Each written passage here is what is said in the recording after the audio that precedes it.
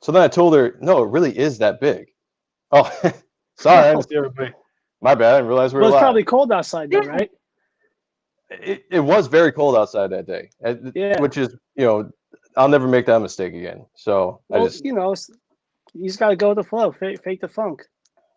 It's what you got to do sometimes, man. That's why I use socks. Yeah. Extra long socks. Socks are the best. Yep. So anyway, it's Friday night, and we are live like usual. And this dapper young man to the right of me, is it the left? Is that the left? That's the left. It's all backwards here, but it's all you, bro. Well, welcome everybody to Art and Stuff. I'm your sociably, dashingly, distractingly beautiful, suave and sassy, smooth as ice co-host, Sean Ahrendt. And with me, as always, is my brother Not. The very sexy, very attractive, very distinguished. Always narcissistic, of course, but never vain. Joseph Michael Sonntag, or Joe M. Sonntag, if you please, or as the Pope likes to call me when we hang out and have a pool day, JMS. Welcome, everyone. How you doing? I'm doing good, man. How about you? I'm okay. Doing good. We have a good show. We got my buddy Mike here. We're going to talk about some good stuff. It's going to be awesome. And everybody that's going to be here, you're welcome. You are welcome. So, yeah. Sean is our official hype guy when it comes to bringing in a lot of people. So, why don't you give up the hype, and then we're going to bring Mike in, and we're going to have a fantastic show. Yes, but first, why everybody wonder why we're dressed by a bunch of douchebags. This is the boy band edition. Yeah, we got our boy band vest, our cool glasses, our cool hat. I had some jewelry. I didn't want to rock it. But, boy band, metal guy, but it's like a combo. So I just want people to know, boy band, metal guy. Yes. But it's a duo today. So it's what it is. Double penetration. Double penetration. That's what it's always about. It's got to be about that. Yeah. Well, without any further ado, artist of USAssassin and backstabber galore, my homie, Mike McMahon. What's up, guys? How you doing? What's up, brother? Thank you for coming. Is it boy metal then? Boy band, metalhead, boy metal boys. Metal boys. I was about to say, I think metal boys. That's what we'll go with. Metal boys. There you go. Metal boys. Yeah. Well, I'll lean more towards Joe's side. Yeah, there you go. Come rock to the horns. Rock the horns. Absolutely. Right. So what's shaking? Still, just me when my blood sugar drops, but you know all about that, don't you? Yeah, it sucks. Yeah, it does. How you guys doing? I can sympathize with that. Doing good, man. Been a long freaking week, but here we are. Hot and Stuff Show, episode 8. Can you believe that? Episode 8. We're just cruising along, man. Yeah. Episode 8. All right. Crazy. So we'd like to kick off the show with Mike. What's your origin? Where'd you come from? How'd you come to be? And tell us some shit. The PG version?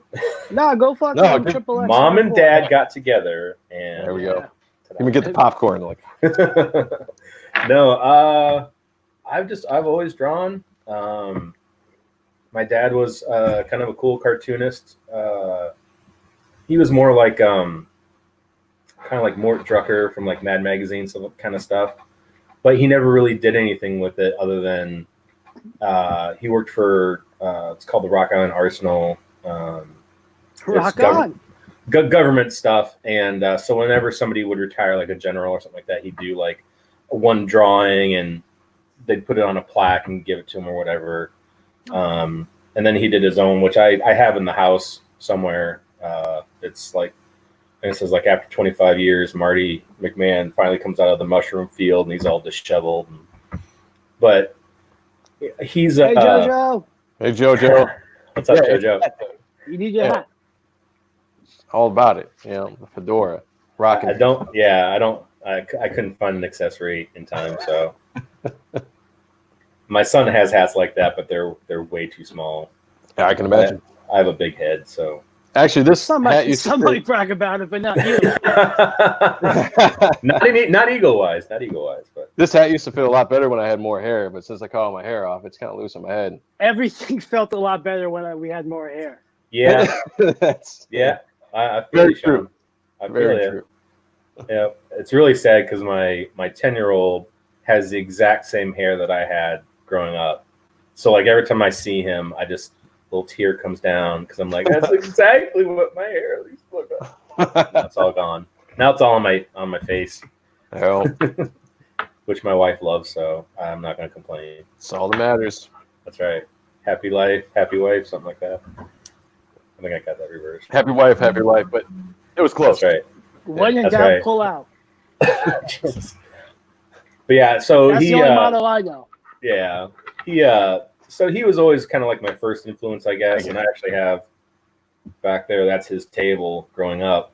Very cool. I got it when he passed away. But I always liked cartoons, and I always got comics from like the grocery store. They'd either be on a spinner rack or on they'd like be in like the 3 for like 99-cent baggies or whatever.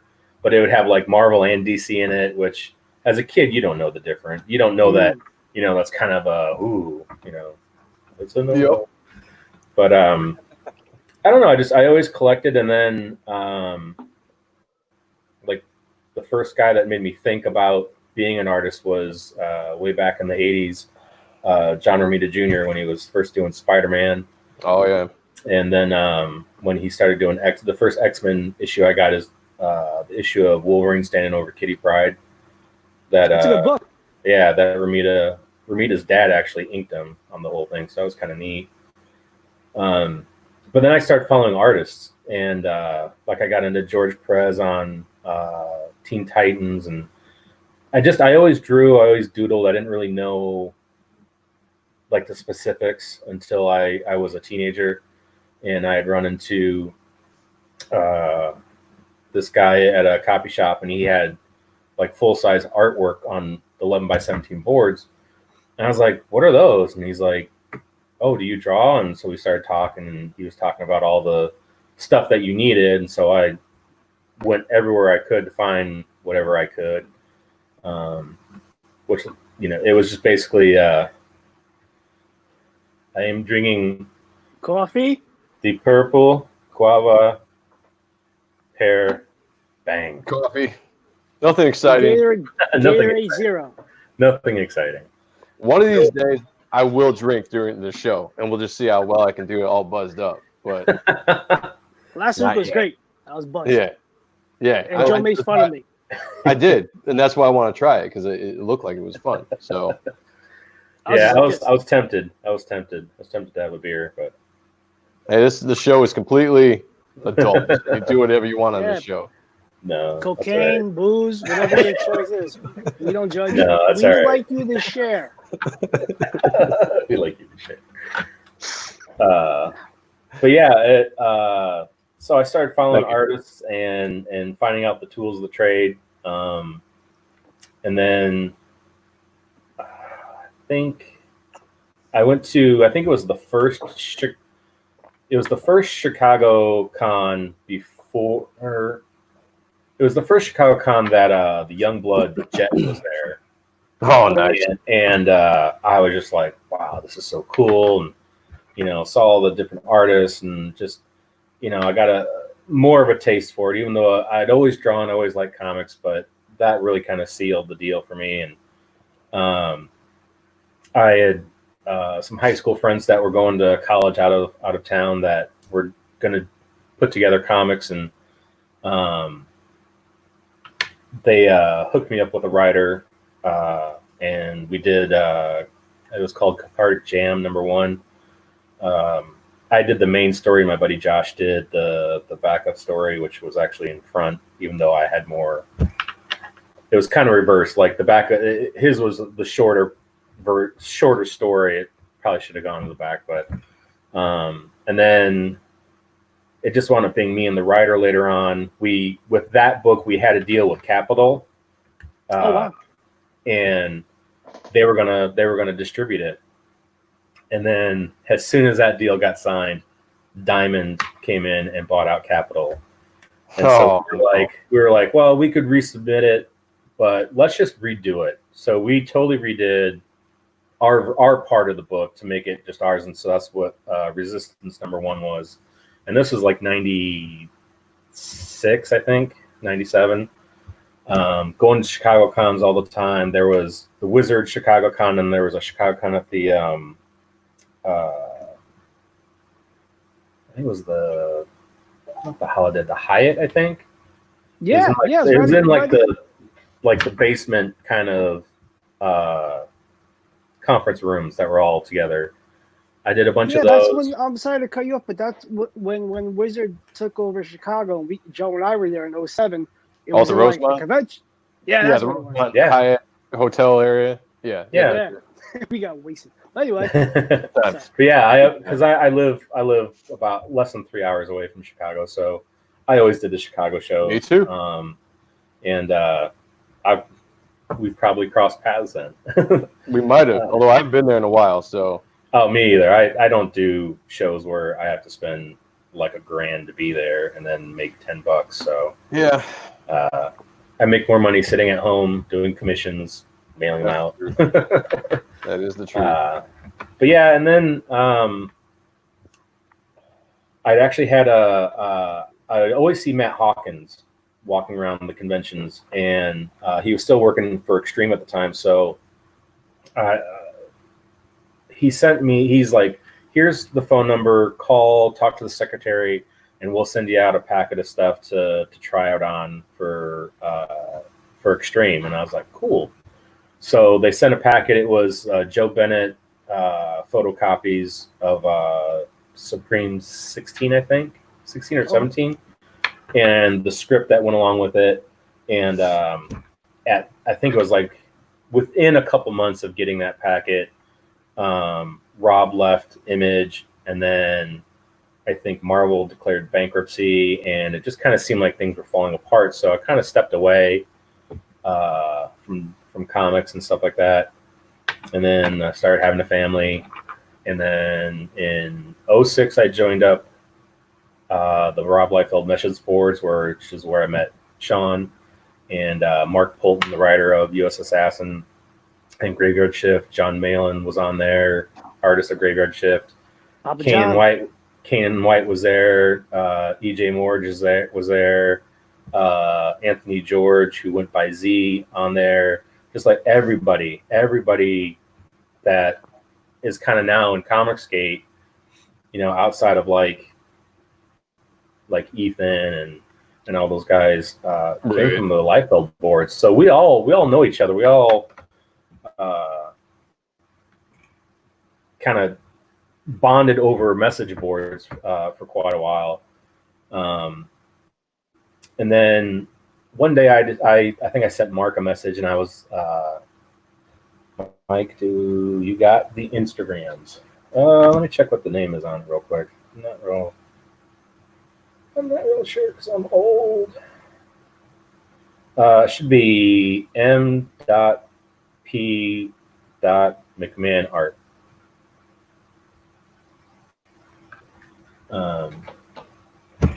The message boards, and then I did a pinup of Coney Waves, which is that giant flare of light right there. I just did it for Mark for fun. I see it. Unfortunately, we can't see it. Yeah. There we go. Yes. And this is actually, I signed this to my dad, and he went and had it matted and framed and everything. So, when he passed, I wound up getting it. Now you're getting a reflection of my living room. Now we can see it. But I had a buddy, Tom Schledorn. I always murder his last name. He inked it, and then a buddy of mine, Bill Douglas, who's an awesome caricaturist locally, he colored it. And then after that, Mark was like, do you want to work on something? And I was like, sure. I'd love to get back into doing sequential art and stuff like that. And we started working on a book called Devil's Son, which was going to be through Arcana. And it was going to be this huge crossover of all these indie characters like Cade, Coney Waves, which is Mark's. Nira X was in it. Warrior Nun Ariella, or whatever her name is, was in it. Areola. Yeah. Ripper Man was in it. Gosh, there was a bunch of just like indie. Oh, Hack and Slash was going to be in it.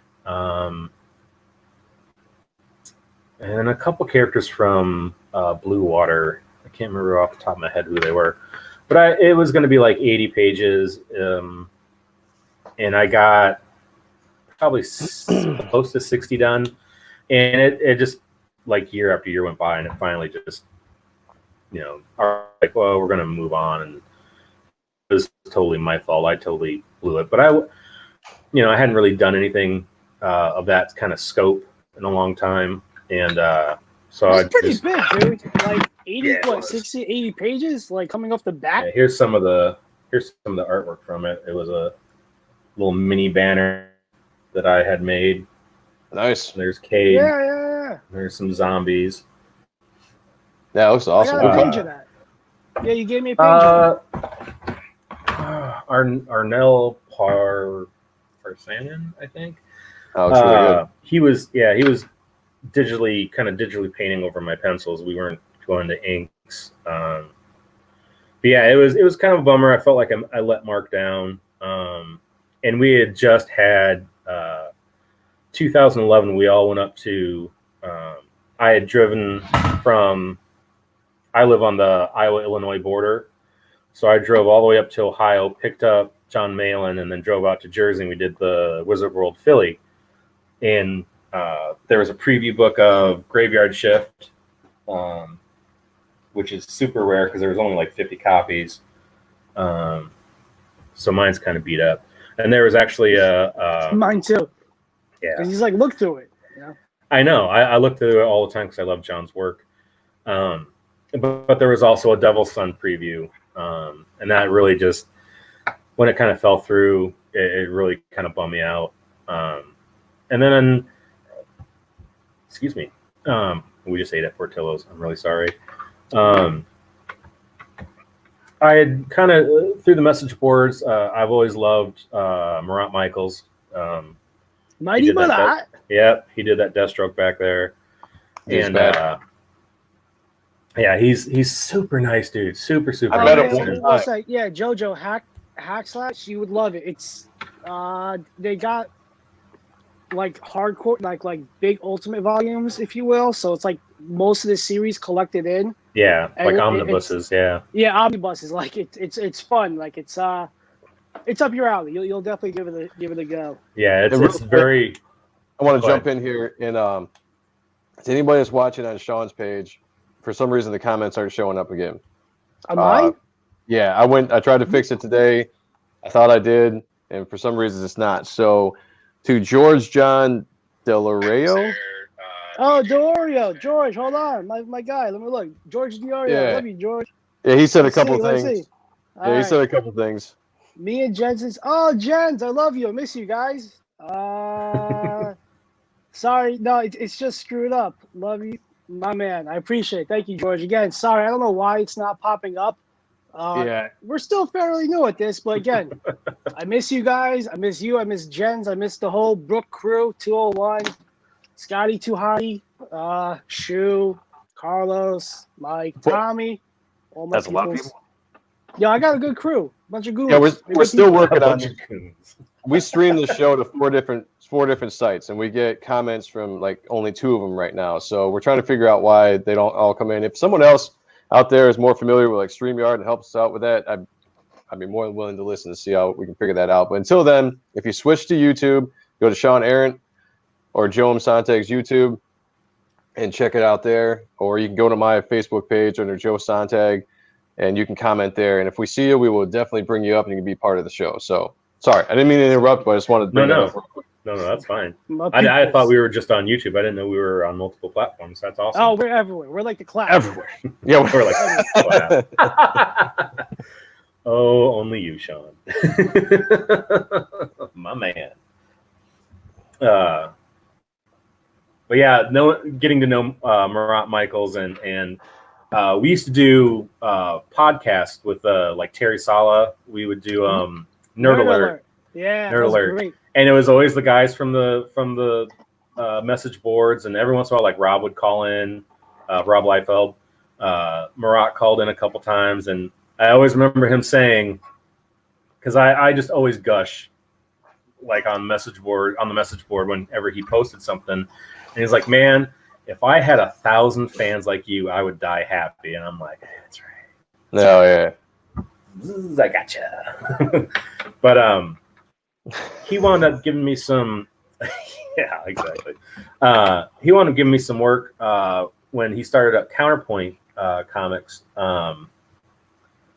I did an 8-page backup story for Joy and Pain #3, and then Naughty and Nice #8. I did the whole story over Marat's layouts, which was awesome to work with. One of the guys that you admire and consider a hero. That'd be awesome. Yeah, it was really cool. And then I did a swimsuit pinup for, I think it was 2017 swimsuit issue for Naughty and Nice. I used to love it. Yeah. I did a Halloween story 2017 or 18, I can't remember. And then I also did a Valentine's pinup. I think that's all I've done for him. But kind of getting that going again and doing that work, Mark called me up again. He's like, "Hey, I think it's time that we do something again." And I was like, "Oh my God, yes." I love the way he writes. I love the stuff he comes up with. He allows me to kind of, like, we converse if I want to make like a change, like, make a, like, there's in volume 2 of USAssassin, there was a page that had a panel that was a reveal of a character, and I was like, "Hey, can I make that a splash page?" He's like, "Sure," because I was like, it would have more impact. And then I call him up. I'm like, "All right, the splash page turned into a double page splash. Is that okay?" And he's like, "As long as the numbers, as long as the page numbers line up, I don't care." And I'm like, Yeah. Sweet. And so yeah, that's actually a page that is hanging up in his house, the double page. That's awesome. But sorry, my wife walked by and I got distracted. Sure. It's okay.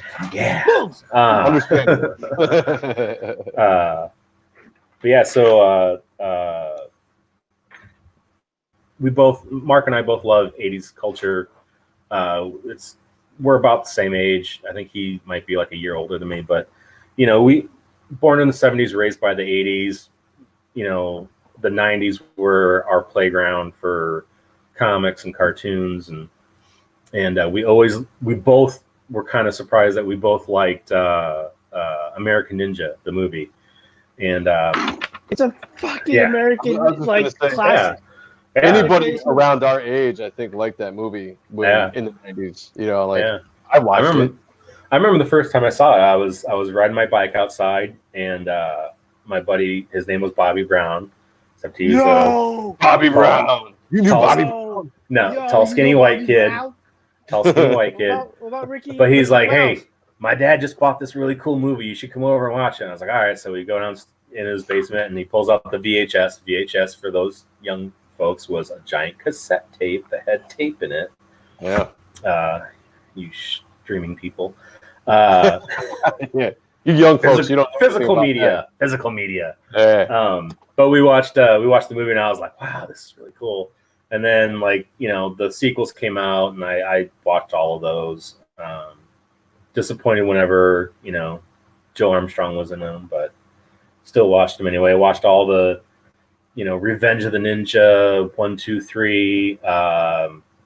Started getting into like Bruce Lee movies, the Jackie Chan movies that were like dubbed over. The good ones, good ones, and loving that stuff. Mark and I both love Lost Boys and just Monster Squad, just everything that we grew up on. That if they tried to do it today, they would ruin it. They would ruin it because they would.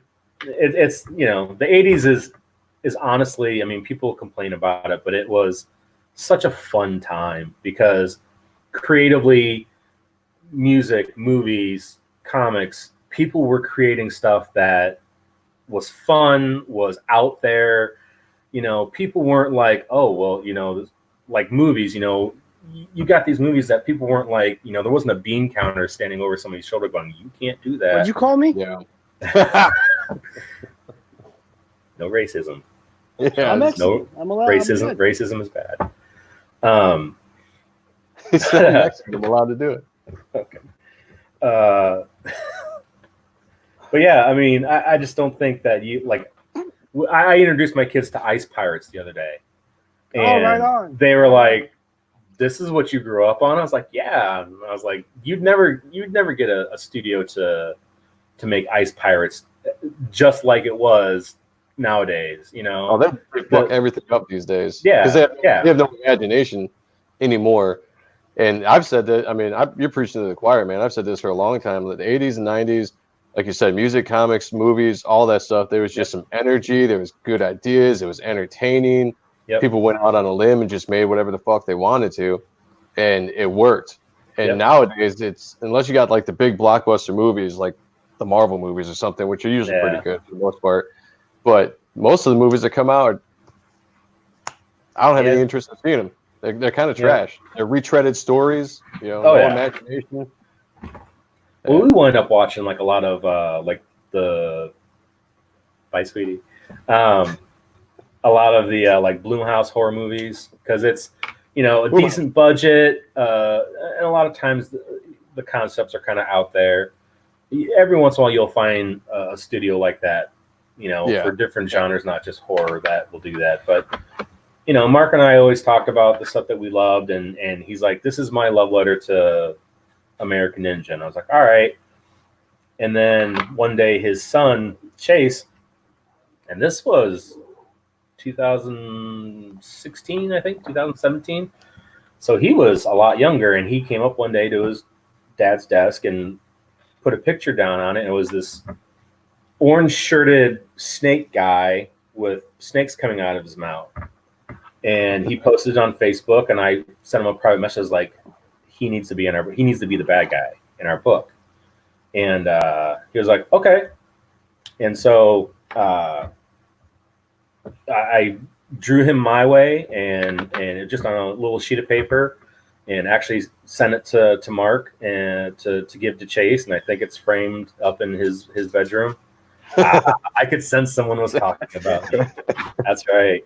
That schmexy Mark Pullman. What up, Mark? How you doing, brother? He could be in a boy band. He's a good looking guy. Dude, he absolutely could. I've seen some say that. What are those shit you take for when you're doing movies and stuff? Steroids. Definitely steroids. Clacker boards? No, it's like a photo shoot. Like. Oh, publicity still. Yeah, I've seen some of the stuff that Mark said. He had for like when he was doing. I don't know if he did any acting or anything, but I've seen some stuff he's posted. I've seen some. I've seen some stuff. That was his. No, I think that was his dating profile picture. Dating profile. I think so. I don't know, man. I thought I saw something that was more like. It looks like the back. It looks like if he was a novelist, that would be the picture on the back of the novel. Mark. Yeah, Bolton. It's kind of sent to Chrissy when they first. To me, it looks more like something that like he'd be on 90210 or some shit like that. He had like that look. It was like the 90s. That's what you're talking about. It's the sideburn. You're gonna have to clear that up for us. We're dying to know. I'm just getting naked. And we one day. I'm not wearing pants. This is gonna be an all nude show at some point because embrace your body, people. Well, I'm glad it's not. I'm glad it's not this episode because don't nobody want to see that. Don't nobody want to see all this minus clothes. Don't hurt me with a good time. I take a shower like this, so.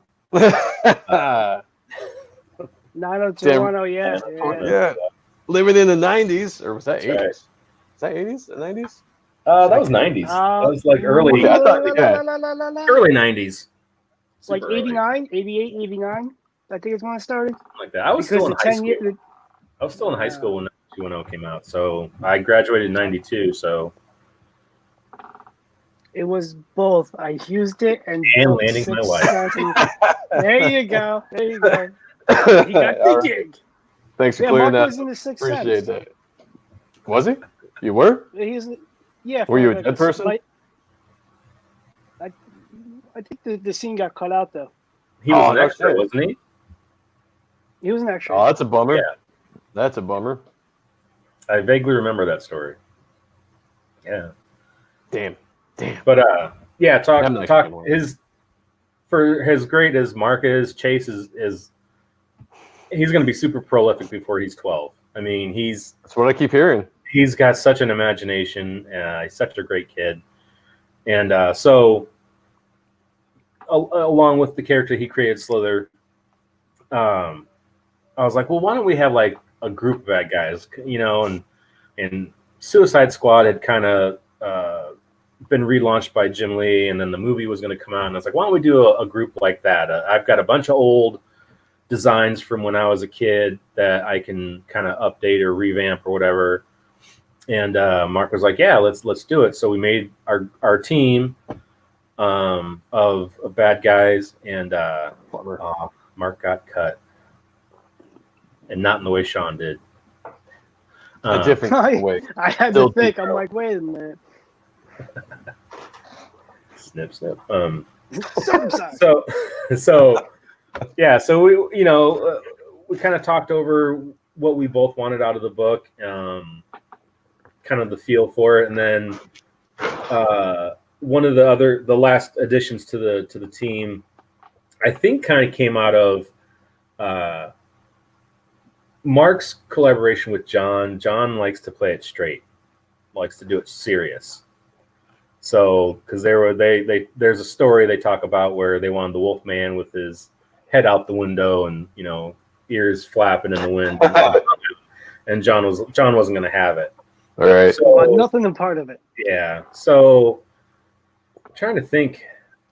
I think it might have been Chase again. Somebody brought up the idea of a bazooka dog, a dog with a bazooka. And I sent Mark a message right away. I was like, bazooka dog needs to be in our book. Totally not thinking they made Legos. Yeah. Right. They totally not thinking he was going to write them in, but he did. Yeah. And I was like, all right, I'm game. Let's do this. So bazooka dog became the final piece of our book. And it's fun like that. I mean, we, like, the bad guy for volume 2 was just, it was a name that just kept going over in my head, and it sounded kind of ridiculous. I don't want to say it because I want people to get their copy. He's introduced at the end of volume 1. If you tell us, we won't tell anybody. Yeah, nobody will know. Just us. Mark's in the chat. He might kill me. I can kick him out of the chat real quick. No, but like the name just kept. I'd be at work and the name would just keep coming over in my. I'd keep hearing it in my head, and so I started kind of like doodling an idea, and I said, "Hey, Mark, what do you think about this name?" And he was like, "Well, let's come back to it." And I was like, "All right." And then we were finishing up volume 1, and I was like, "Hey, wouldn't it be cool if we connected this name that I have with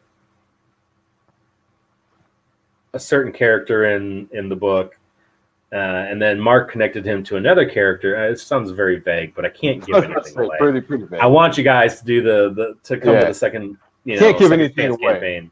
That's right. It's hard when not everybody has seen it yet. But it was kind of neat because it was, a kernel of an idea that I had, and then Mark expounded on it and made it way cooler and way better than I could have thought. And then we kind of talked about a certain duo in comics that we both love, that they wear outfits, but it's not spandex. So again, I have to be vague. Splinter and April O'Neil. No, there you go. We're not talking about your fetish comics. That'd be a good fetish. I'd read it. But so it's just it's been a great working relationship, and coming off of, I was kind of like, oh, after volume 2, maybe I'll take a break. I might do something else, because I had some interest in doing a different project, which I'm not real sure what's going on with that. But then Mark and I just started talking again about, well, this is what we could do for Volume 3, which got me super excited because it was something I've been dying to do, to draw. And then he started talking about possibilities for what Volume 4 could be, which got me even more excited because it brought That's awesome. a book from a character from the 90s that we both really, really love. That might happen. And then a while ago, I talked to Mark about creating a new character, and that might actually become something that crosses over everything, but still be its own thing. And it's so much fun. Yes, I am super Irish. I'm glowing in the dark. Sorry. But it's such a great work relationship and friendship. I mean, even though I don't get to see him all the time, if I'm having, everybody has their bad days. Him or Chrissy, they always check up on me and my family, and it's, I couldn't ask for a better co-creator, a better friend. They're family. They're family. You don't have to be blood to be family, and Right. the Polton family completely and utterly embodies that statement. And I'm going to get off his nuts right now. But and so through also doing all that, I did a 20-page backup story for the Graveyard Shift supplemental book. Woohoo! Plugging yeah. it. Plug it. Plug it. Wait. I need to plug myself. Hold on. I need to. So plug jealous. Are you in here? Not flip, yet. I'm not flipping the bird. I'm flipping the page. Where's the page? Oh, motherfucker. Hurry up, Sean. Hurry up. No, this is my show. I do what I want, goddammit.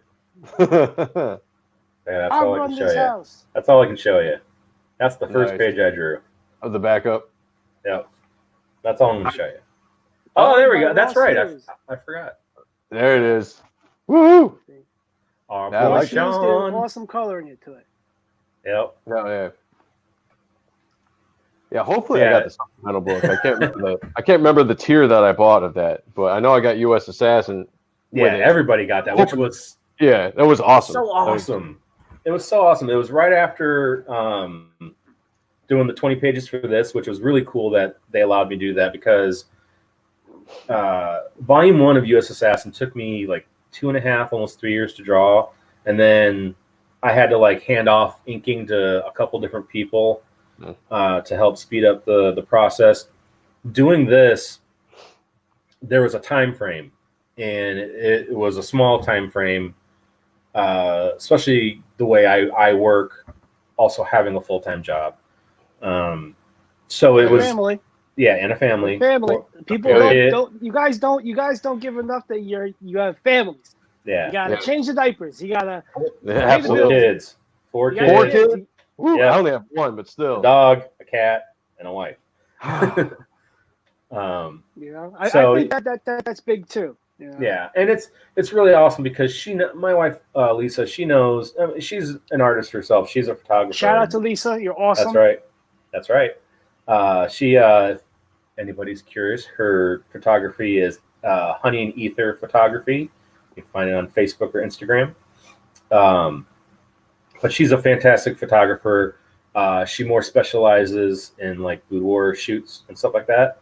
So a lot of ooh la la that I never get to see. And I'm okay with that. But she's always real good about, because she knows how much this means to me and the opportunities. I'm going to be 46, so I'm not getting any younger. So she makes sure that things are taken care of while I have these things that I have to do. She always makes sure that I have time to draw. And so doing that 20 pages for Graveyard Shift helped me work on my speed. So what I would wind up doing was, instead of fully penciling a page, I would send the thumbnail to John for okay, and then I would just do quick blue lines, and then I would ink right on top of it. And then we started Volume 2 because the Graveyard Shift stuff started right after Volume 1 of USAssassin was done. they weren't going to let me do anything else until that was done. So I finished that up, jumped on that, and then right after that we went into well, probably a couple months, because I think it was like summertime last year that we started USAssassin Volume 2, and so it took me less than a year to finish Volume 2, which is a lot. It sounds like a long time, but considering it took me 3 years to do Volume 1, you know, it's getting shorter and shorter. So, boy, and it's how many pages is it too? It's quite a big book, isn't it? the first volume was 80 pages, I believe, and then this one, this one is I want to say 50 or so. 50 pages by me. I know there's going to be supplemental stuff and other artwork that I've done. I think there's a trading card, and I've done just some other pinup stuff that will probably be in the book, maybe. But yeah, it's just those little things kind of help, you know. Speed and confidence. Mark had said that last year. I think we heard when the campaign for Graveyard Shift Volume 2 ended. John, Mark, and myself had a stream to talk, and Mark had made mention that he was really liking the stuff that I was doing because he could tell there was a confidence behind it, and also speed. So I think all those things kind of had to happen, you know, baby steps with working with Marat, and then kind of finding my way with Volume 1, which you will see from page one to page 80. Yeah. It's a different guy by the end, because I kind of found who I wanted to be art wise. Volume 2 is just, it's all me. I do all the inking. So that is completely me. There's no deviation in look, which there's a couple pages, Volume 1. I know some of the inks were not what I would have done, but still they were good, and I'm appreciative of the help. But the Volume 2 stuff looks like a McFarlane love child. Yeah, I love. And I say that with the utmost like love. You know, like I Yeah. think it's awesome. Everything you shared with me, I'm like, this motherfucker. Yeah, I've always been a big fan of McFarlane, but I've also been a big fan of Capullo inked by McFarlane. Yeah. The I great love that combination. Like I like Danny Miki inking Capullo, but he overpowers him a lot of the time. And I think, you know, somebody, I can't remember who said it, but somebody at one time said that, you know, when Todd brought Greg on to do Spawn, Greg out McFarlane to McFarlane art wise. Like all the little stuff that Todd would always put in, like Greg put in like twice as much stuff. And I really like that combo. I really like when they team up. Like I was super when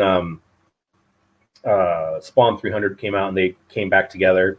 Yes, Volume 2 is killer. So, you know, Volume 1 is cool. It's our introduction to a bunch of characters, the universe, and then Volume 2 is just, it's gangbusters, man. Yep. Look at that. Oh, look how pretty it is. Look how pretty it is. That is great. That's my homage to Marat. That's awesome, dude. Yeah. I'm really excited. I can't wait to get it. It's one of those books I've been anticipating wanting to read, and every day I'm disappointed it hasn't arrived yet. And I'm just like, people for like 2 years have been, because I would post some stuff. The covers were like some of the first things I had finished for Volume 1. So those are like from like 2016. Wow. So people for like 2 years straight have just been like, when is this book coming out? Like last year when I finished, they're like, okay, so how soon is it coming? And I didn't know what was going to happen. I thought we were going to do our own campaign, and then gratefully and fortunately, Mark and John were like, we're going to make it a stretch goal. And I'm like, what? They're like, we're going to make it a stretch goal for Graveyard Shift Volume 2, so that way it has a wider audience than we think it would get on its own, and because it's unknown property by an unknown artist. And I was like, wow, that is that's a big, stretch goal. I mean, it's an 80-page book. It's bigger than any of the other books that are part of that campaign. Right.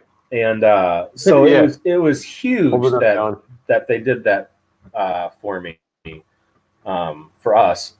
Yeah. And I am forever grateful for those guys. I'm so glad that they're my friends.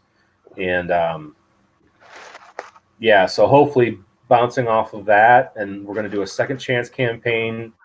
I believe we have like 300 that we're going to have. And then we're going to, once that's done, I'm going to fly out to Jersey. I'll sign those. There's original art tier. There's tiers. We're just going to try to cram as much stuff as we can. And then we're going to do like a new cover or anything for the second chance? Just for something? It's the same. It's going to be the same book. It's the exact same book. Same cover and everything? I think down the road we might do a reprint maybe. We're going to see probably how good Volume 2 does. Okay. So yeah, there's a chance because there's still a ton of people that were like, oh, I didn't know it was part of Graveyard Shift Volume 2, part of their campaign.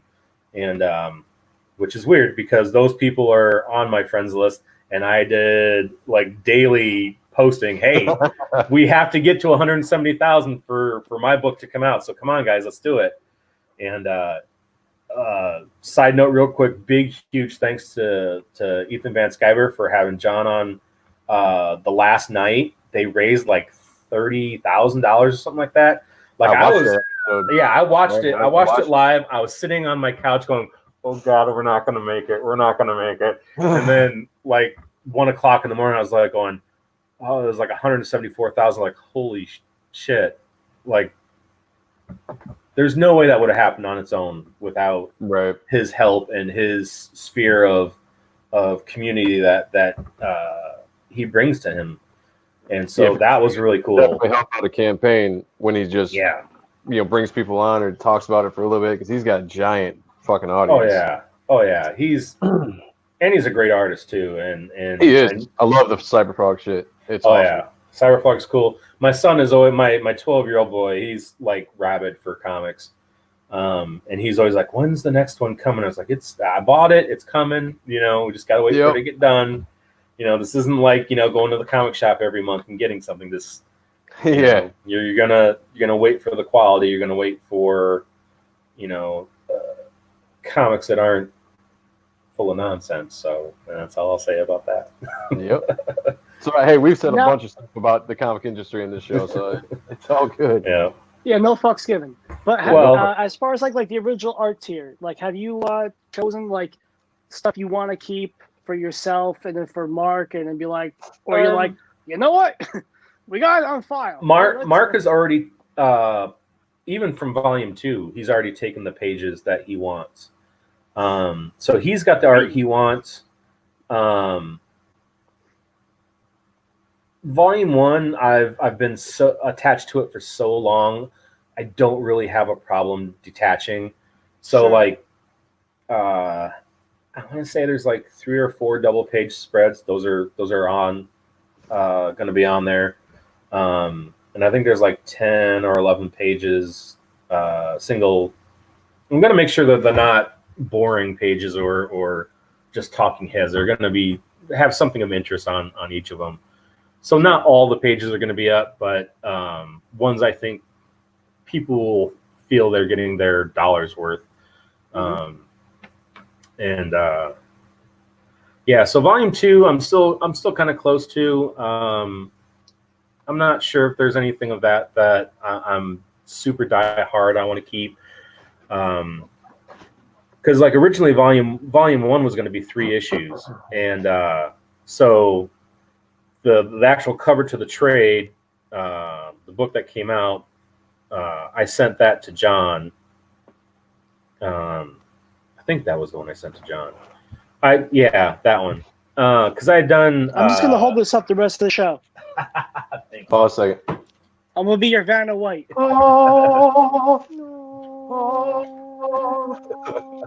Because I had done in Volume 1 of Graveyard Shift. Done Nice. did. Done did.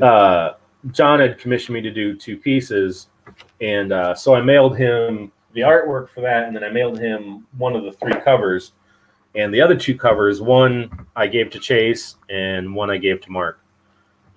So those covers I don't have.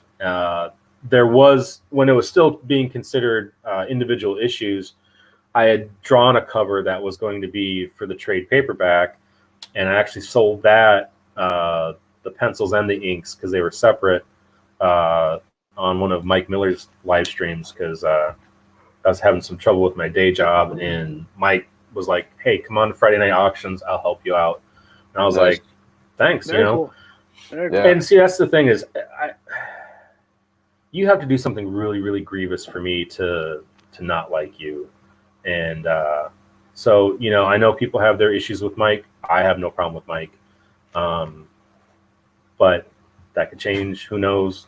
To each their To each their own. I try to like everybody, unless you push. I hate everybody. I know. Yeah, Sean hates everybody. There's certain buttons that people can push that I'm kind of like, no, I'm done with you. Because I know a lot of people, like I've posted on Facebook, my daughter is part of the LGBTQ community, and people that have a problem with that have a problem with me. So that's really the only thing that really pushes my button towards I won't really say anger, but dislike. But that's pretty much it. Otherwise, I'm a pretty easygoing guy. Unless you're from Jersey named Sean, then I like to stab you. So. And I'm his friend. What the fuck? That's right.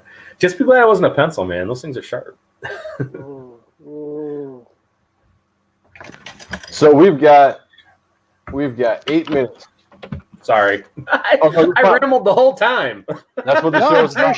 show. It's your show. Yeah, this way, when we have guests on, it's like that's what we're about. You talk, we listen, we'll throw in a couple questions there, but basically, we're trying to make sure you get your stuff out, you promote, you talk about what you want to talk about. So, so where can we find your stuff? All your stuff. People want to have commissions, all that kind of stuff. Plug whatever you want to plug. I'm on Twitter, Mike McMahon 74, which is there. Right there. There we go. And then on Instagram, I'm m.p.mcmahonart. And then if you go on Facebook, just look up USAssassin fan page. That I post sneak peeks as often as I can. Until Volume 1's in more circulation, I can't really post a whole lot about Volume 2 because I don't want to give anything away about what happens at the end. But yeah, those are my main places. I don't frequent Instagram as often as I should, but Twitter I'm on daily, just to see what the dumpster fire is going on for that day. Facebook Facebook I'm on usually just for like family stuff, but like I said, the fan page, I try to post as often as I can. And people who are associated, like Mark has posted stuff that him and Sean have done on that page. It's for anything related to the subject. People can post. But yeah, I guess that's where you can find me. And YouTube. DM me. And YouTube. YouTube, I think, is the same. McMahon74, I believe. Tweet the Twitter. Tweet the Twitter. That is Can't, true. I'm married.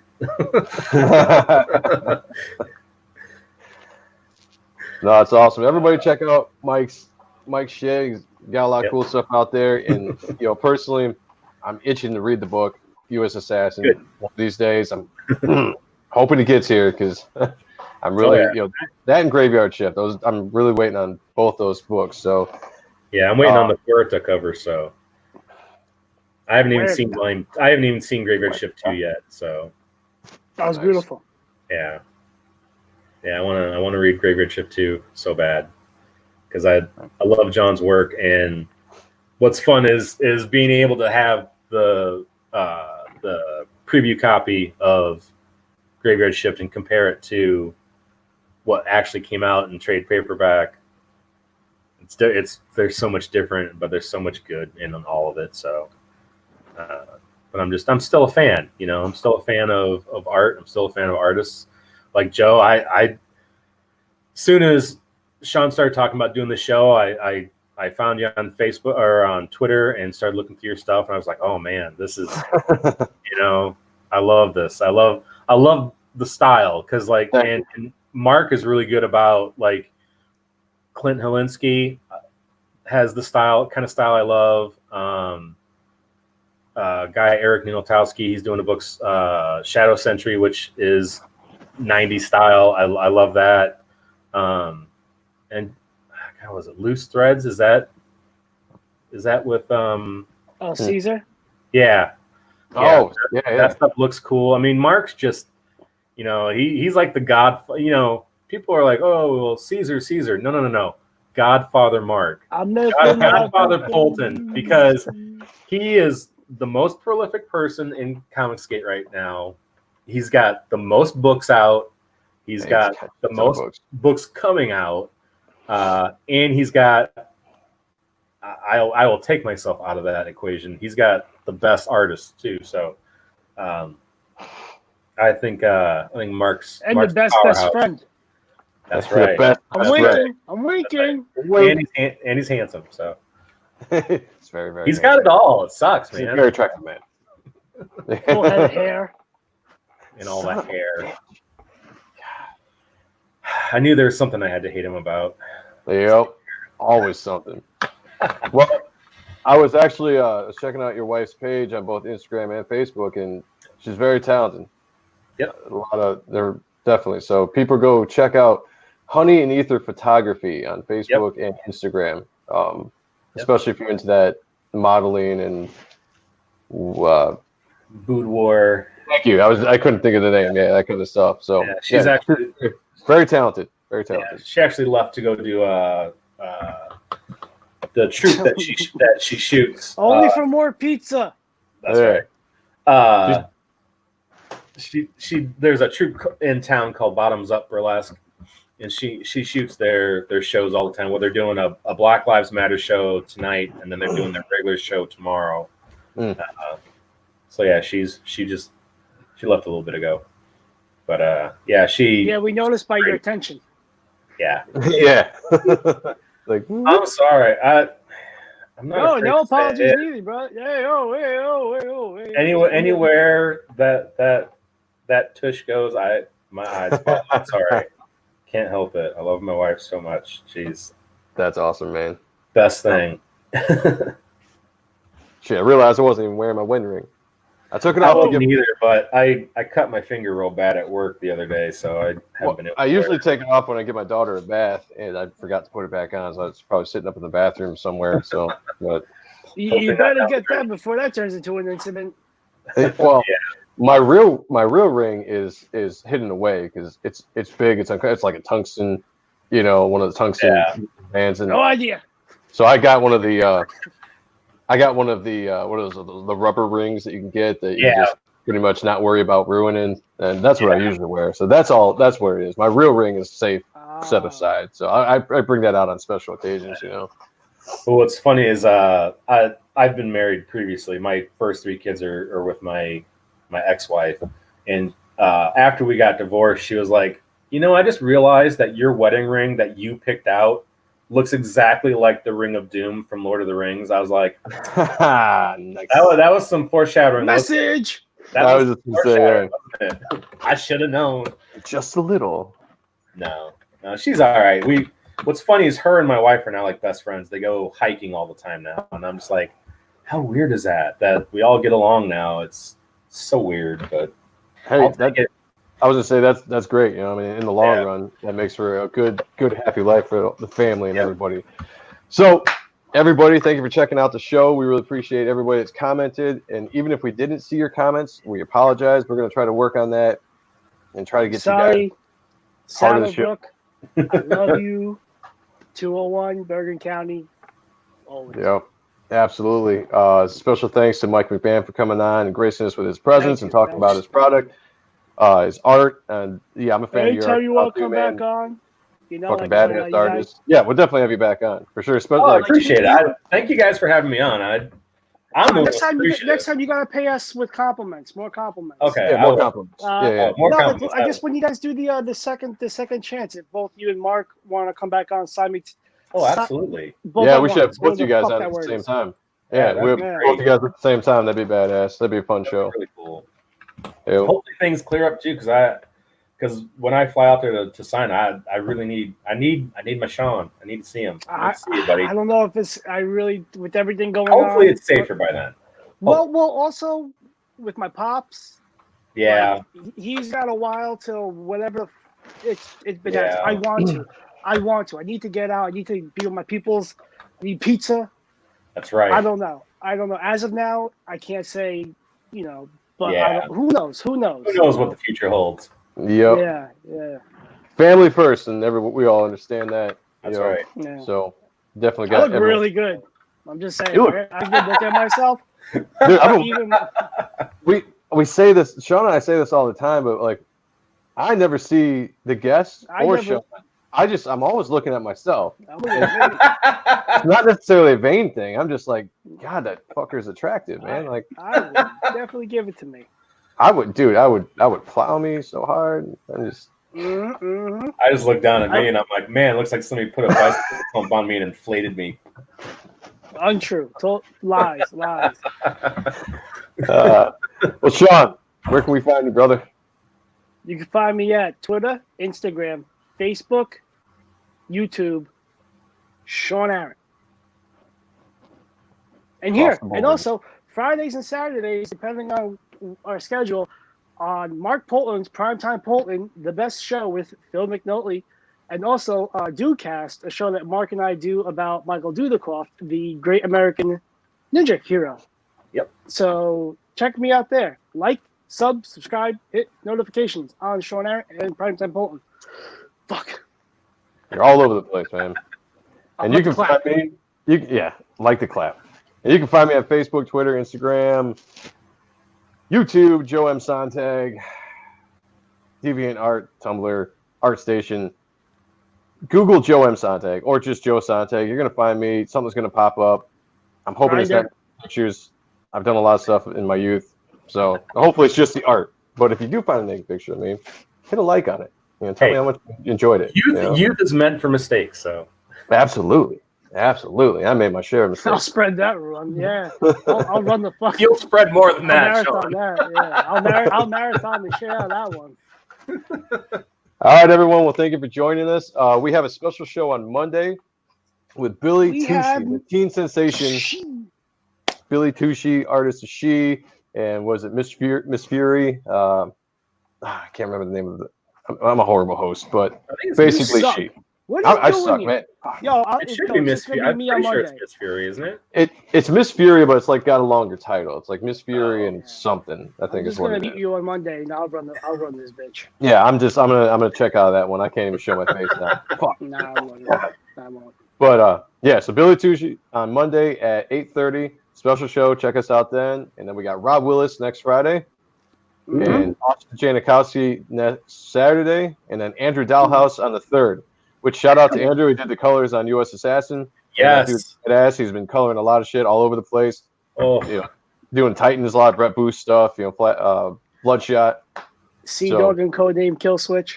Did those two, yeah. So. Real quick, when Mark said that Anthony George was too busy to color USAssassin, I was a little I was like, oh man, because we had been talking a long time about doing something together.